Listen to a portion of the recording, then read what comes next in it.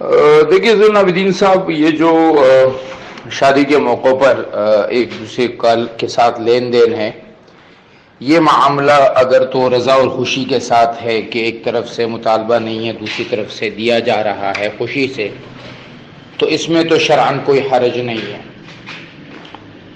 لیکن اگر اس کے مطالبے ہیں اور نہ دینے کی صورت میں اس پر ایک دوسرے پر لعن طعن یا ایک دوسرے کے اوپر الزامات کی بوچھاڑ ہوتی ہے، اور پھر بچی کو جو کہ شادی ہو کر جا رہی ہے اس کو پھر زندگی بھر وہی تانا ملتا رہتا ہے، تو پھر یہ معاملہ جو ہے یہ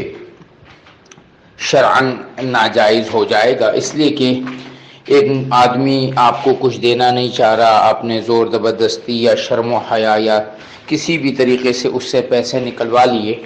تو اللہ کے نبی کی حدیث ہے کہ لا یحل مال امرئ مسلم الا بطیب نفسہ، کہ کسی مسلمان کا مال اس کے دل کی رضامندی کے بغیر لینا یہ جائز نہیں ہے،